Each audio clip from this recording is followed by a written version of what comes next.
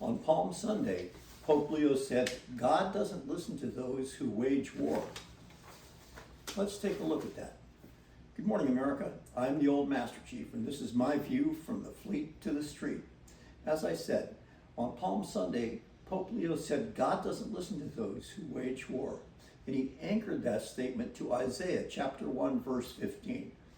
Though you pray, I will not listen. Your hands are full of blood. Now, I'm not a theologian, nor a biblical scholar. In fact, I'm a fallen away Catholic, and I'd like to return to my church, but Pope Leo makes that very difficult. I've read and reread Isaiah chapter 1, verses 1 through 20. Verse 11, God says he's tired of burnt offerings and the blood of calves and lambs and goats. No mention of war. Verse 16, God says, put away your evil deeds. Stop doing evil. Still no mention of war. In the last verse, in verse 20, if you refuse and resist and continue to do evil, the sword will consume you. That's interesting, because it's the first time that war is alluded to. And it's not God condemning war, it's God saying he will bring war to those who do evil.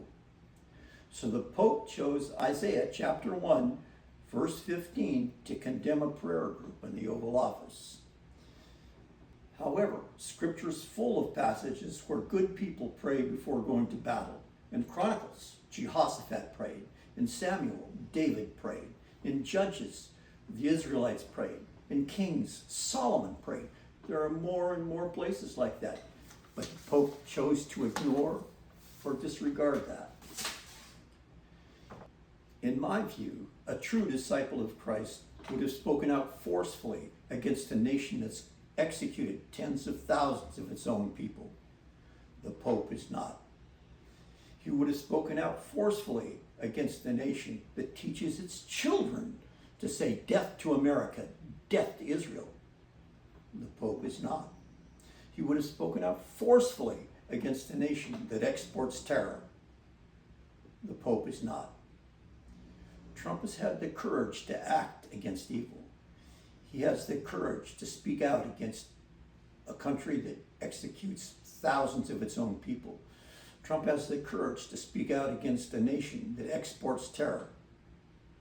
However, the Pope felt comfortable to speak out against America, to speak out against a prayer group in the Oval Office, to speak out against America's border walls, to speak out against policies meant to protect American citizens.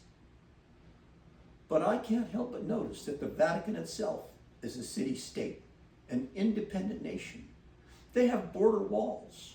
They have Swiss guards to protect their sovereignty. They have Swiss guards to protect the treasures buried beneath their streets. All of this makes it very difficult for me to return to my church. I'm the Old Master Chief, and that's my view from the fleet to the street. Join me Tuesday mornings at 0804 Eastern.